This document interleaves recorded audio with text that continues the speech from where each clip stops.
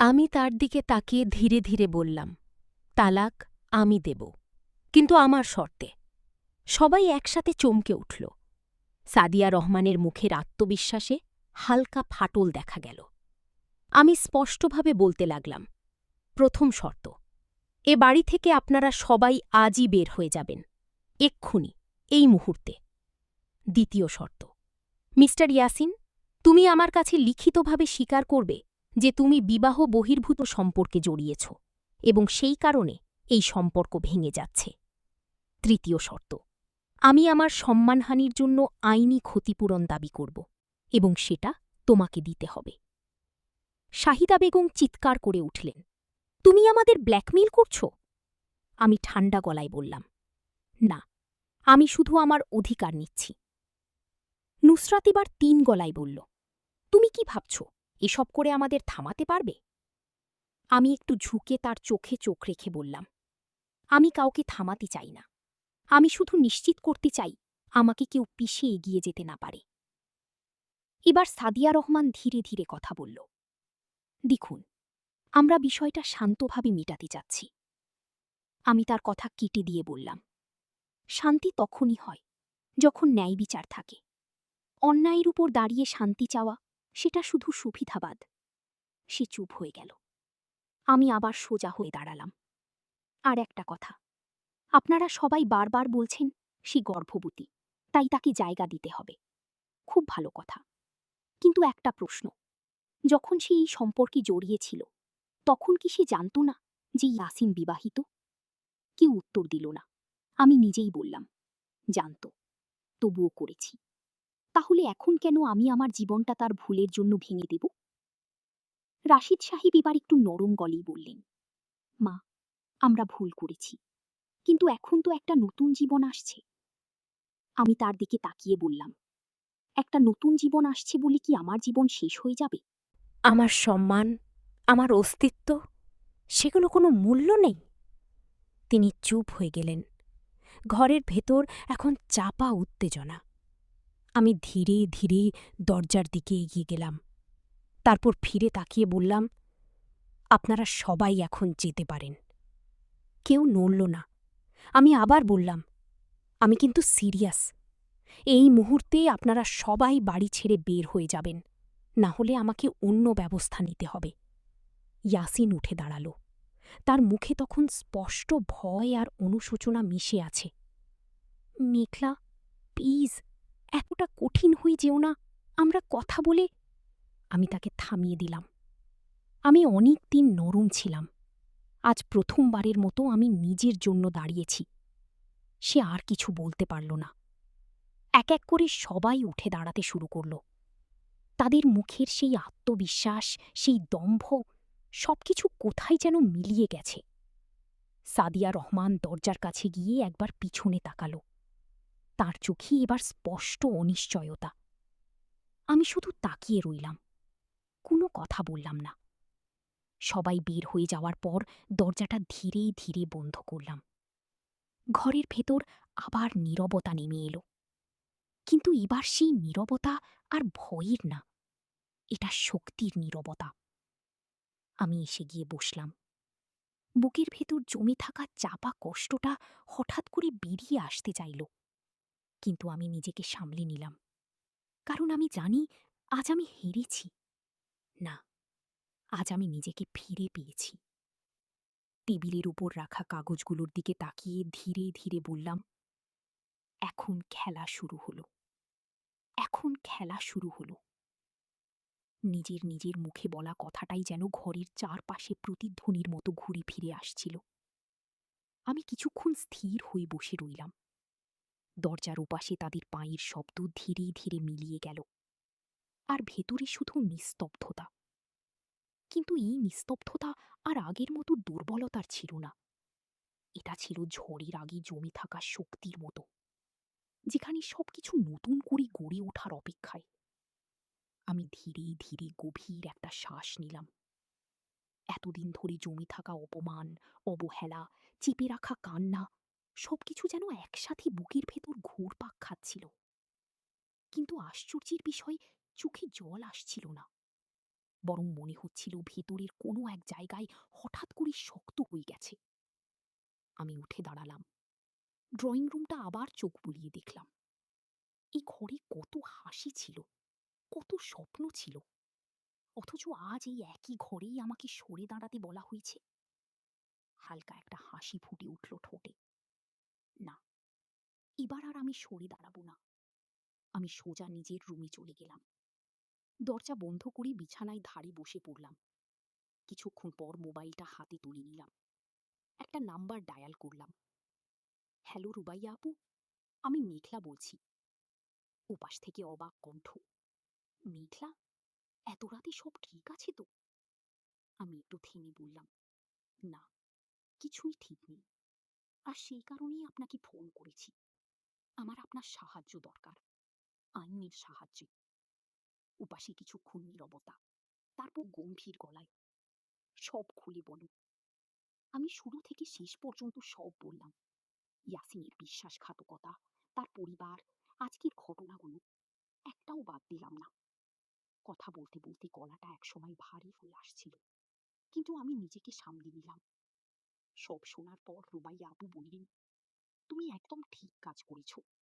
এখন থেকে একটাও ভুল করবে না। আমি কাল সকালেই তোমার কাছে আছি। আমরা পুরো বিষয়টা আইনিভাবে হ্যান্ডেল করব। আমি ধীরে বললাম, আমি আর কোনো অন্যায় সহ্য করব না। আপু, তুমি আর কোনো না, একদম ঠিক কাজ করেছো। এখন থেকে একটাও ভুল করবে না। আমি কাল সকালেই তোমার কাছে আছি। আমরা পুরো বিষয়টা আইনিভাবে হ্যান্ডেল করব। আমি ধীরে বললাম, আমি আর কোনো অন্যায় সহ্য করব না। আপু, তুমি আর না। আমি আর কোনো অন্যায় সহ্য করব না। আপু, তুমি আর না। আপু, তুমি আর একাও মেঘলা, এটা মনে রাখো। কলটা কেটে গেল। আমি ফোনটা নামিয়ে রাখলাম। অনেকদিন পর মনে হলো আমি সত্যি একা নই। রাতটা খুব একটা ঘুম হলো না। বারবার মাথায় আজকের দৃশ্যগুলো ঘুরে ফিরে আসছিল। কিন্তু একটা জিনিস পরিষ্কার ছিল, আমি আর আগের মেঘলা নই। পরদিন সকাল। সূর্যের আলো জানালা দিয়ে ঢুকি ঘরটা আলোকিত করে দিল। আমি বিছানা ছেড়ে উঠে দাঁড়ালাম। আয়নার সামনে গিয়ে নিজেকে দেখলাম। চোখের নিচে হালকা ক্লান্তির ছাপ, কিন্তু দৃষ্টিতে এক অদ্ভুত দৃঢ়তা। আজ থেকে নতুন শুরু, নিজেকে বললাম। ঠিক তখনই দরজায় বেল বাজল। আমি গিয়ে দরজা খুললাম। সামনে রুবাইয়া আপু দাঁড়িয়ে, পরিপাটি পোশাক, চোখে আত্মবিশ্বাসের ছাপ। ভিতরে আসুন আপু। তিনি ভিতরে ঢুকে চারপাশে তাকালেন, তারপর সরাসরি বললেন, চলো কাজ শুরু করি। আমরা ডাইনিং টেবিলে বসে পড়লাম। তিনি ফাইল খুললেন, কিছু কাগজ বের করলেন। প্রথমত, তুমি যেটা বলেছ, বাড়ি তোমার নামে, এটা তোমার সবচেয়ে বড় শক্তি। দ্বিতীয়ত, তোমার পরকীয়ার প্রমাণ লাগবে। কোনো মেসেজ, ছবি, কল রেকর্ড কিছু আছে? আমি একটু ভেবে বললাম, হ্যাঁ, কিছু আছে। আগে সন্দেহ হয়েছিল, তখন কিছু স্ক্রিনশট নিয়েছিলাম। পারফেক্ট, এগুলো কাজে লাগবে। আমি ফোন থেকে সব প্রমাণ তাকে দেখালাম। তিনি মনোযোগ দিয়ে সব দেখলেন, তারপর মাথা নাড়লেন। এগুলো খুব শক্ত প্রমাণ। তুমি চাইলে শুধু ডিভোর্স না, মানহানির কেসও করতে পারো। আমি ধীরে বললাম, আমি চাই তারা বুঝুক আমি দুর্বল নই। তিনি মৃদু হেসে বললেন, তারা খুব শীঘ্রই বুঝবে। ঠিক তখনই আমার ফোনে একটা কল আসলো। স্ক্রিনে নাম ভেসে উঠল, ইয়াসিন। আমি কিছুক্ষণ তাকিয়ে রইলাম, তারপর কলটা রিসিভ করলাম। হ্যালো। ওপাশে কিছুক্ষণ নীরবতা, তারপর তার কণ্ঠ, মেঘা, তুমি কি একটু কথা বলতে পারবে? আমি ঠান্ডা গলায় বললাম, কথাটুকু কালই শেষ হয়ে গেছে। না, মানে আমরা সবাই একটু বেশি রিয়্যাক্ট করে ফেলেছি। তুমি যদি... আমি তার কথা কেটে দিয়ে বললাম, তুমি কি কাগজে সই করতেও রাজি? সে চুপ। আমি আবার বললাম, আমার শর্তগুলো মনে আছে তো? কিছুক্ষণ পর সে ধীরে বলল, তুমি কি সত্যি এসব করবে? এতদূর নিয়ে যাবে ব্যাপারটা? আমি হেসে ফেললাম। তুমি যখন অন্য একজনকে নিয়ে এত দূর যেতে পারো, তখন আমি কেন নিজে লড়তে পারব না? সে আবার চুপ হয়ে গেল। ঠিক আছে, অবশেষে বলল, আমরা দেখা করি, কথা বলি। আমি বললাম, ঠিক আছে, কিন্তু এবার আমি একা থাকব না। কলটা কেটে দিলাম। রুবাইয়া আপু আমার দিকে তাকিয়ে বললেন, খেলা জমে উঠছে, তাই না? আমি হালকা হাসলাম। এবার ওদের পালা, আমার নিয়মে খেলতে হবে। বিকেলে ঠিক হলো একটা নিরপেক্ষ জায়গায় দেখা হবে। আমি প্রস্তুত হয়ে বের হলাম। মনে হচ্ছিল আমি আর আগের সেই চুপচাপ মেয়ে নই। আমি এখন নিজের গল্পের নিয়ন্ত্রণ নিজের হাতে নিয়েছি। সেদিন বিকেলে সেই সাক্ষাৎ, সেটাই হয়তো সবকিছু বদলে দেবে। এই অনুভূতিটা নিয়ে আমি নির্ধারিত জায়গায় পৌঁছালাম। জায়গাটা ছিল শহরের এক নিরপেক্ষ, শান্ত একটি রেস্টুরেন্টে। চারপাশে হালকা সঙ্গীত বাজছিল, মানুষজন নিজেদের মতো ব্যস্ত। অথচ আমার জীবনের সবচেয়ে বড় সিদ্ধান্তের মুহূর্তটা ঠিক এখানেই অপেক্ষা করছিল। আমি ভেতরে ঢুকে চারপাশে তাকালাম। কোনার একটি টেবিলে বসে আছে ইয়াসিন, তার পাশে সাদিয়া রহমান, একটু দূরে শাহিদা বেগম আর রাশেদ সাহেব। নুসরাত তানভরও এসেছে। সবাই যেন ওর আগের দিনের মতোই, কিন্তু তফাৎ একটাই, আজ আমি একা নয়। আমার পাশে হেঁটে আসছিলেন রুবাইয়া আপু। তার দৃঢ় পদক্ষেপ আর শান্ত মুখভঙ্গি দেখে আমার ভেতরের আত্মবিশ্বাস আরও একটু বেড়ে গেল। আমরা টেবিলের কাছে গিয়ে দাঁড়ালাম। ইয়াসিন উঠে দাঁড়াল। মেঘলা, বসো। আমি কোনো উত্তর দিলাম না, শুধু চেয়ার টেনে বসলাম। রুবাইয়া আপুও আমার পাশে বসলেন। কয়েক সেকেন্ডের অস্বস্তিকর নীরবতা। তারপর রাশেদ সাহেব গলা খাঁকড়ি দিয়ে বললেন, দেখো মা, আমরা সবাই চাই বিষয়টা শান্তভাবে মিটে যাক। কালকে একটু উত্তেজনা হয়ে গিয়েছিল। আমি শান্তভাবে বললাম, আজ উত্তেজনা নেই, আজ সিদ্ধান্ত। ভবি শাহিদা বেগম এবার একটু বিরক্ত গলায় বললেন, তুমি তো দেখছি একদম বদলে গেছ। আমি হালকা হাসলাম। হ্যাঁ, মানুষ বদলায় যখন তাকে বদলাতে বাধ্য করা হয়। ইয়াসিন হাত দুটো টেবিলের উপর রেখে বলল, আমরা বসে কথা বলি মেঘলা, বিষয়টা এত দূর নিয়ে যাওয়ার দরকার নেই। রুবাইয়া আপু এবার প্রথমবার কথা বললেন, দূরটা আপনারাই নিয়ে গেছেন মিস্টার ইয়াসিন, আমরা শুধু আইনের পথেই এগোচ্ছি। তার কণ্ঠ এতটাই ঠান্ডা এবং দৃঢ় ছিল যে টেবিলে আবার নীরবতা নেমে এলো। আমি ব্যাগ থেকে সেই ফাইলটা বের করলাম, ধীরে ধীরে টেবিলের উপর রাখলাম। এই হচ্ছে আমার শর্তগুলো। আমি আবার একবার পরিষ্কার করে বলছি, তারপর সিদ্ধান্ত আপনাদের। আমি এক এক করে পড়তে শুরু করলাম। প্রথমত, আমি ডিভোর্স দেব, কিন্তু তার আগে মিস্টার ইয়াসিন লিখিতভাবে স্বীকার করবেন যে তিনি বিবাহিত বহির্ভূত সম্পর্কে জড়িয়েছেন। দ্বিতীয়ত, আমি মানহানির জন্য ক্ষতিপূরণ দাবি করব। তৃতীয়ত, আমার সম্পত্তি অর্থাৎ আমার বাড়ির উপর কোনো দাবি কেউ করতে পারবে না। আমার কথা শেষ হতেই নুসরাত হেসে উঠল। তুমি কি ভাবছো আমরা এত সহজেই এইসব মেনে নেব? আমি তার দিকে তাকালাম। তুমি কি ভাবছ আমি আগের মতো চুপ করে থাকব? সে থেমে গেল। সাদিয়া রহমান এবার ধীরে ধীরে বললেন, দেখুন, আমি বুঝতে পারছি আপনি কষ্ট পেয়েছেন, কিন্তু আমরা কি একটা সমাধান বের করতে পারি না, যেখানে সবাই একটু করে? আমি তার দিকে তাকিয়ে বললাম, তুমি যখন আমার স্বামীর সাথে সম্পর্ক শুরু করেছিলে, তখন কি কোনো সমাধান খুঁজেছিলে? সে চুপ হয়ে গেল। আমি একটু ঝুঁকে বললাম, এখন সমাধান হবে, কিন্তু আমার শর্তে। ইয়াসিন এবার স্পষ্ট অস্বস্তিতে পড়ে গেল। মেঘলা, তুমি বুঝতে পারছ না এটা আমার ভবিষ্যতের ব্যাপার? আমি ঠান্ডা গলায় বললাম, আর আমার বর্তমানটা কি ছিল? একটা মিথ্যা। সে কোনো উত্তর দিতে পারল না। রুবাইয়া আপু ফাইলটা সামনে ঠেলে দিয়ে বললেন, আপনি যদি সাইন না করেন তাহলে আমরা সরাসরি কোর্টে যাব। তখন বিষয়টা সরে দিব সীমাবদ্ধ থাকবে না।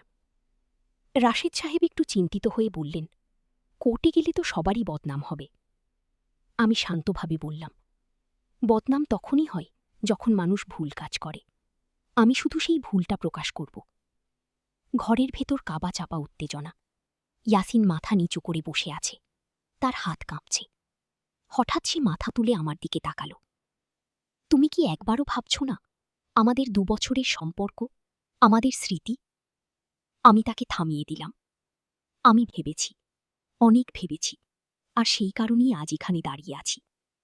আমার কণ্ঠে কোনো আবেগ ছিল না, শুধু ছিল দৃঢ়তা। কয়েক মিনিট নীরবতা কাটার পর ইয়াসিন ধীরে ধীরে কলমটা তুলে নিল। সবাই তাকিয়ে আছে। সে কাগজের দিকে তাকিয়ে কিছুক্ষণ থেমে থাকল, তারপর সাইন করে দিল। সেই শব্দটা, কলমের খসখস, মনে হলো যেন একটা অধ্যায় শেষ। শাহিদা বেগম চমকে উঠলেন। ইয়াসিন, তুমি কি করছো? সে মাথা নিচু করেই বলল, আমি আর পারছি না। সাদিয়া রহমানের মুখ ফ্যাকাশে হয়ে গেল। নুসরাত আর তানভীর হতবাক। আমি চুপচাপ বসে রইলাম। রুবাইয়া আপু ফাইলটা তুলে নিয়ে ধীরে বললেন, ভালো সিদ্ধান্ত। আমি উঠে দাঁড়ালাম। এখন থেকে সবকিছু আইনের মাধ্যমে হবে। আর একটা কথা, আজকের পর থেকে আমার জীবনে তোমাদের কারও কোনো জায়গা নেই। আমি ঘুরে দাঁড়ালাম। পিছন থেকে ইয়াসিনের কণ্ঠ, মেঘলা, আমি কি একবার। আমি থামলাম না। রেস্টুরেন্ট থেকে বের হয়ে আসার সময় মনে হচ্ছিল বুকের ভেতর থেকে একটা বিশাল ভার নেমে গেছে। কিন্তু আমি জানি এটাই শেষ না, এটাই শুধু শুরু। কারণ সামনে এখনও একটা সত্য উন্মোচন বাকি, যেটা শুনলে শুধু তারা না, অনেকেই ফ্যাকাশে হয়ে যাবে। রেস্টুরেন্ট থেকে বের হয়ে আসার পর বাইরে দাঁড়িয়ে কিছুক্ষণ আকাশের দিকে তাকিয়ে রইলাম। সূর্য যতক্ষণ ঢলে পড়ছে, আলো তা ধীরে ধীরে নরম হয়ে আসছে। ঠিক যেমন আমার জীবনের একটা অধ্যায় নীরবে শেষ হয়ে গেল। কিন্তু এই শেষটাই আসলে একটা শুরুর দরজা। আমি সেটা স্পষ্টভাবে অনুভব করছিলাম। রুবাইয়া আপু আমার পাশে এসে দাঁড়ালেন। তুমি ঠিক আছো? আমি গভীর একটা শ্বাস নিয়ে বললাম, আগের চেয়ে অনেক ভালো। তিনি মৃদু হেসে বললেন, আজ তুমি শুধু একটা সম্পর্ক থেকে বের হওনি, তুমি নিজের ভেতরের শক্তিটাকেও খুঁজে পেয়েছ। আমি কিছু বললাম না, শুধু মাথা নাড়লাম। আমরা গাড়িতে উঠলাম। রাস্তার আলো একে একে জ্বলতে শুরু করছে। শহরটা আগের মতোই ব্যস্ত, অথচ আমার ভেতরের জগৎটা সম্পূর্ণ বদলে গেছে। গাড়ির জানালা দিয়ে তাকিয়ে থাকতে থাকতে হঠাৎ মনে পড়ল সেই প্রথম দিনগুলো, ইয়াসিনের সাথে কাটানো মুহূর্তগুলো, তার মিষ্টি কথা, যত্ন, প্রতিশ্রুতি, সবকিছু কি তবে মিথ্যা ছিল? নিজে নিজের প্রশ্নের উত্তর দিলাম, না, সব মিথ্যা না, কিন্তু শেষটা মিথ্যা হয়ে গেছে। বাসায় পৌঁছে দরজা খুলে ভেতরে ঢুকতেই একটা অদ্ভুত শান্তি অনুভব করলাম। এই বাড়িতে এখন সত্যি শুধু আমার, কোনো চাপ নেই, কোনো ভান নেই, শুধু আমি। আমি ধীরে ধীরে সোফায় বসলাম, টেবিলের ওপর হাত রেখে চোখ বন্ধ করলাম। ঠিক তখনই ফোনটা বেজে উঠল। স্ক্রিনে ভেসে উঠল অজানা নাম্বার। আমি কিছুক্ষণ তাকিয়ে থেকে কলটা রিসিভ করলাম। হ্যালো? ওপাশ থেকে একটু দ্বিধাগ্রস্ত কণ্ঠ, আপনি মেঘলা আপু? আমি দৃঢ়ভাবে বললাম, জি বলছি। আপনি কি? সে বলল, আমি সাদিয়ার এক বান্ধবী, আমার নাম তানিয়া। আমার মুখের ভেতর হালকা একটা কৌতূহল জাগল। বলুন, কি ব্যাপার? স্পষ্ট অস্থিরতা।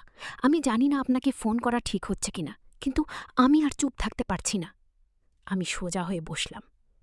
আপনি যা বলতে চান স্পষ্ট করে বলুন। সে এক নিঃশ্বাসে বলল, সাদিয়া আপনাকে যা বলেছে সব সত্যি না। আমার বুকের ভেতরটা হঠাৎ কেঁপে উঠল। মানে মানে সে আর ইয়াসিন ভাইয়ের সম্পর্কটা, ওটা শুধু ভালোবাসার না। আমি ঠান্ডা গলায় বললাম, তাহলে? তানিয়া একটু থেমে বলল, সে প্রথম থেকেই জানত ইয়াসিন ভাই বিবাহিত, আর সে ইচ্ছা করেই সম্পর্কটা শুরু করেছিল। আমি চোখ বন্ধ করলাম, কারণ ওপাশ থেকে আস্তে আস্তে উত্তর এলো, টাকা আর নিরাপত্তা। আমার ঠোঁটের কোণে একটা তিক্ত হাসি ফুটে উঠল। আমি আন্দাজ করেছিলাম, কিন্তু প্রমাণ? তানিয়া বলল, আমার কাছে কিছু রেকর্ডিং আছে। ও নিজেই বলেছিল ও কি ইয়াসিনকে হাতের মুঠোয় আনতে পারলে লাইফ সেট। আমার হাত শক্ত হয়ে গেল। আরেকটা কথা আছে। বলুন। সে যে গর্ভবতী, সেটা নিয়েও সন্দেহ আছে। আমার বুকের ভেতর যেন কেউ জোরে আঘাত করল। আপনি কি বলছেন, বুঝে বলছেন? জি, সে কয়েকদিন আগে বলছিল এবার যদি কাজটা ঠিকমতো হয় তাহলে আর পিছনে ফিরে তাকাতে হবে না। আমি কিছুক্ষণ চুপ করে রইলাম। মাথার ভেতর ঝড় বইছে। সবকিছু যেন একে একে পরিষ্কার হয়ে যাচ্ছে। একটা সাজানোর খেলা, যেখানে ইয়াসিন শুধু একটা পুতুল। আমি ধীরে বললাম, আপনি কি এসব প্রমাণ দিতে পারবেন? তানিয়া বলল, হ্যাঁ, কিন্তু আপনি চান না আমার নাম কোথাও আসুক। আমি শান্ত গলায় বললাম, আপনার নাম কেউ জানবে না, কিন্তু সত্যিটা সামনে আসা দরকার। আমি আপনাকে ফাইলগুলো পাঠাচ্ছি। কলটা কেটে গেল। কিছুক্ষণ পর ফোনে একের পর এক অডিও ফাইল আসতে শুরু করলো। আমি একটা প্লে করলাম। সাদিয়ার কণ্ঠকে পুরোপুরি নিজের দিকে নিয়ে আসতে পারলেই হবে, তারপর সব আমার। ও তো বোকা, যা বলবো তাই বিশ্বাস করবে। আমার হাত কেঁপে উঠল। আরেকটা রেকর্ডিং। প্রেগনেন্সিটা নিয়ে একটু নাটক করতে হবে, তখন দেখবি সব ঠিক হয়ে যাবে। আমি ফোনটা নামিয়ে রাখলাম। ঘরের ভেতর নিস্তব্ধতা, কিন্তু এই নিস্তব্ধতার ভেতর একটা আগুন জ্বলছে। আমি ধীরে ধীরে উঠে দাঁড়ালাম। আয়নার সামনে গিয়ে নিজেকে দেখলাম। তাহলে খেলা শুরু আমার বিরুদ্ধে ছিল না। আমার চোখে আবার এক ধরনের ঠান্ডা আগুন। ঠিক তখনই আবার ফোন বেজে উঠল। ইয়াসিন। আমি কিছুক্ষণ তাকিয়ে থেকে কলটা রিসিভ করলাম। হ্যালো। ওপাশ থেকে ক্লান্ত কণ্ঠ। মেঘলা, আমি কি তোমার সাথে একটু দেখা করতে পারি? সে ধীরে বলল। আমি শান্তভাবে বললাম, কারণ তুমি তখন শুনতে প্রস্তুত ছিলে না। ঘরের পরিবেশ ভারী হয়ে গেল। আমি ধীরে উঠে দাঁড়ালাম। তুমি ভেবেছিলে আমি দুর্বল। আমি শুধু চুপ ছিলাম, কারণ আমি সত্য জানতাম না। কিন্তু এখন আমি জানি, আর সেটাই পার্থক্য। সাদিয়া এবার কাঁপা গলায় বলল, তুমি কি চাও? এখন আমি তার দিকে তাকালাম। আমি চাই সত্যি সামনে আসুক। রুবাইয়া আপু ফাইল খুলে বললেন, এখানে সব প্রমাণ আছে, রেকর্ডিং, মেসেজ এবং ব্যাংক ট্রানজ্যাকশনের। তো কিছু তথ্য যেগুলো দেখাচ্ছে আপনি তাকে ব্ল্যাকমেইল করার চেষ্টা করেছেন। রাশেদ সাহেব চুপ হয়ে গেলেন। ইয়াসিন হঠাৎ উঠে দাঁড়াল। তার চোখে জল। সব শেষ হয়ে গেল। আমি তার দিকে তাকালাম না। শুরু হল। সে অবাক হয়ে তাকাল।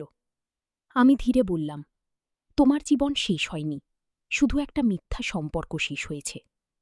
কিছুক্ষণ নীরবতা। এরপর আমি টেবিলের ওপর রাখা ডিভোর্স পেপারটা তার দিকে ঠেলে দিলাম। এখন সাইন করো। ইয়াসিন কলম হাতে নিল। হাত কাঁপছে। সে আমার দিকে তাকাল। মেঘলা, একবার যদি। আমি থামিয়ে দিলাম। আজ আর কোনো যদি নেই। সে চোখ বন্ধ করে সাইন করল। সেই মুহূর্তে মনে হল একটা অধ্যায় সত্যি শেষ হয়ে গেল। কিন্তু সাদিয়া হঠাৎ উঠে দাঁড়াল। তুমি ভাবছ তুমি জিতেছ। আমি তার দিকে তাকালাম। সে হেসে ফেলল। সবাই জানবে না আসল সত্যটা। আমি শান্তভাবে বললাম, সবাই জানবে, কারণ আমি এখানেই থামব না। রুবাইয়া আপু বললেন, আজ থেকে আইনি প্রক্রিয়া শুরু হবে। আমি ধীরে ধীরে দরজার দিকে হাঁটা শুরু করলাম। পিছন থেকে কেউ কিছু বলল না, শুধু ইয়াসিনের ভাঙা কণ্ঠ শোনা গেল। মেঘলা। আমি থাকলাম না। রেস্টুরেন্টের বাইরে এসে আকাশের দিকে তাকালাম। সূর্যটা ঠিক মাথার উপর উঠেছে। আমি মনে মনে বললাম, আমি হারিনি, আমি নিজেকে ফিরে পেয়েছি। কিন্তু আমি জানি এটা শেষ না, কারণ সত্য যত বড়ই হোক, তারপরও কিছু মানুষ প্রতিশোধ নিতে চায়, আর সেই প্রতিশোধের আগুন এবার নতুন করে জ্বলতে শুরু করবে। এই কথাগুলো মনে ঘুরতে ঘুরতেই আমি গাড়িতে উঠে বসলাম। রুবাইয়া আপু আমার পাশে বসেছিল। তিনি কিছুক্ষণ চুপ থেকে বললেন, তুমি কি জানো, আজ তুমি শুধু একটা সম্পর্ক ভাঙনি, তুমি একটা পুরো বুয়া মুখোশ খুলে দিয়েছ। আমি জানালা দিয়ে বাইরে তাকিয়ে বললাম, আমি মুখোশ খুলিনি আপু, তারা নিজেরাই খুলে ফেলেছে। গাড়ি এগিয়ে চলল, কিন্তু আমার ভেতরই শান্তি আর উত্তেজনা একসাথে কাজ করছিল, কারণ আমি জানতাম আজকেরই পর্বের পর তারা চুপ করে বসে থাকবে না। ঠিক তখনই রুবাইয়া আপুর ফোন বেজে উঠল। তিনি রিসিভ করলেন, কিছুক্ষণ শুনলেন, তারপর আমার দিকে তাকালেন। মেঘলা, একটু সমস্যা হয়েছে। আমি ভুকুচকে বিললাম, কি হয়েছে? কিন্তু তার পরিবার এখন বলছে তুমি নাকি তাকে মানসিকভাবে টর্চার করেছ। আমি হালকা হেসে ফেললাম। আচ্ছা, তাহলে শুরু হয়ে গেছে। রুবাই আপু বললেন, এটা তাদের নতুন কৌশল হতে পারে। আমি মাথা নাড়লাম। না আপু, এটা তাদের শেষ চেষ্টা। গাড়ি থামতেই আমি বাসায় ঢুকলাম, কিন্তু দরজার সামনে দাঁড়িয়ে এক মুহূর্ত থমকে গেলাম। দরজায় একটা কাগজ লাগানো, আইনি নোটিশ। আমি সেটা খুলে পড়লাম। ইয়াসিনের পরিবারের পক্ষ থেকে অভিযোগ, মেঘলা তাদের ছেলেকে মানসিকভাবে চাপ দিচ্ছে এবং মিথ্যা প্রমাণ দিয়ে ব্ল্যাকমেইল করছে। আমি কাগজটা ধীরে নামিয়ে রাখলাম, ভেতরে ঢুকে সোফায় বসলাম। রুবাই আপু বললেন তারা পাল্টা আঘাত শুরু করেছে। আমি শান্ত গলায় বললাম, আমি জানি। তিনি অবাক হয়ে তাকালেন, তুমি এত শান্ত? আমি হালকা হাসলাম, কারণ আমি জানি সত্য কার পক্ষে। ঠিক তখনই দরজায় জোরে বেল বাজল। আমি উঠে দরজা খুললাম। সামনে ইয়াসিন দাঁড়িয়ে, তার মুখে ক্লান্তি, চোখে অনুশোচনা আর অস্থিরতা। মেঘলা, আমাদের কথা বলা দরকার। আমি দরজায় হেলান দিয়ে বললাম, তোমার কথা শেষ হয়নি? সে নিচু গলায় বলল, সবকিছু নিয়ন্ত্রণের বাইরে চলে যাচ্ছে। আমি শান্তভাবে বললাম, না ইয়াসিন, এখনই সবকিছু নিয়ন্ত্রণে এসেছে। সে ভেতরে ঢুকতে চাইল। আমি থামালাম, এটা আর তোমার জায়গা না। সে চুপ হয়ে গেল। তুমি কি সত্যি আমাকে শেষ করে দিতে চাও? সে বলল। আমি তার চোখের দিকে তাকালাম। আমি তোমাকে শেষ করতে চাইনি, তুমি নিজেই তোমার সিদ্ধান্তে শেষ হয়েছ। সে কাঁপা গলায় বলল, সাদিয়া মিথ্যা বলেছে, সবকিছু তার প্ল্যান ছিল। আমি মাথা নাড়লাম, আমি জানি। সে অবাক হয়ে তাকালো, তুমি জানো? আমি বললাম, হ্যাঁ, আর আমি এটাও জানি তুমি কেন থামাওনি। সে চুপ। আমি ধীরে বললাম, কারণ তুমি সুবিধা নিয়েছ। এই কথায় তার চোখ নিচে নেমে গেল। ঠিক তখনই পিছন থেকে রুবাইয়া আপু এগিয়ে এলেন। মিস্টার ইয়াসিন, এখন থেকে সবকিছুই কোর্টে চলবে। সে ভেঙে পড়া কণ্ঠে বলল, আমি শেষ হয়ে গেলাম। আমি তার দিকে তাকালাম না। তুমি শেষ হওনি, তুমি শুধু নিজের ভুলের মুখোমুখি হয়েছ। সে কিছু বলতে পারল না। ধীরে ধীরে দরজার বাইরে চলে গেল। রাত নেমে এলো। আমি জানালার পাশে দাঁড়িয়েছিলাম। শহরে আলো দূরে দূরে চলছে। রুবাইয়া আপু বললেন, তুমি কি জানো এই কেসটা এখন বড় হতে যাচ্ছে? আমি মাথা নাড়লাম, আমি চাই সেটাই হোক। তিনি অবাক হলেন, কেন? আমি ধীরে বললাম, কারণ আমি চাই সবাই জানুক নারীর নীরবতা দুর্বলতা না। পরের কয়েকদিনে সবকিছু বদলে গেল। মিডিয়ায় খবর ছড়ালো, সোশ্যাল মিডিয়ায় আলোচনা শুরু হলো। ইয়াসিনের পরিবার চাপের মুখে পড়ল। সাদিয়ার আসল চরিত্র নিয়ে প্রশ্ন উঠতে লাগল। আর আমি শুধু শান্ত ছিলাম। একদিন আদালতের সামনে দাঁড়ালাম। ইয়াসিন আমাকে একবার দেখল। তার চোখে সুধা হারানোর কষ্ট। বিচার শুরু হলো। প্রমাণ একে একে সামনে আসতে লাগল। রেকর্ডিং, মেসেজ, সাক্ষী, সবকিছু। শেষে বিচারক বললেন, মিথ্যা অভিযোগ প্রমাণিত নয়, বরং প্রতারণার প্রমাণ পাওয়া গেছে। ঘরে নীরবতা নেমে এলো। সাদিয়া মাথা নিচু করে দাঁড়িয়েছিল। ইয়াসিনের পরিবার আর কিছু বলার সাহস পেল না। বিচার শেষে আমি বাইরে বের হলাম। সূর্য আবার বওয়ালো দিচ্ছিল। রুবাই আপু বললেন, শেষ। আমি হালকা হাসলাম, না আপু, শুরু। তিনি অবাক হলেন। আমি বললাম, এই শুরুটা আমার নিজের জীবনের। কয়েক মাস পর আমি নতুন করে অফিসে ফিরলাম। নতুন পরিবেশ, নতুন জীবন। একদিন সন্ধ্যায় অফিস থেকে বের হয়ে হাঁটতে হাঁটতে মনে হল আমি সত্যি বদলে গেছি। হঠাৎ পিছন থেকে কেউ ডাকল, মেঘলা। আমি ফিরে তাকালাম। কেউ নেই, শুধু বাতাস। আমি হালকা হাসলাম। বালি হয়েছে অতি, আর ডাকছে না। আমি সামনে হাঁটা শুরু করলাম। এবার আর পিছনে ফিরে তাকালাম না, কারণ আমি জানি আমি আর কারো গল্পের চরিত্র নই। আমি নিজের গল্পের লেখক। সমাপ্ত। গল্প মেঘলার জবাব। গল্পটি কেমন হয়েছে কমেন্ট করে বলবেন। আমার চ্যানেলে নতুন নতুন গল্প পেতে সবাই আমার চ্যানেলটিকে সাবস্ক্রাইব করবেন, পাশে থাকবেন। ধন্যবাদ। ধন্যবাদ।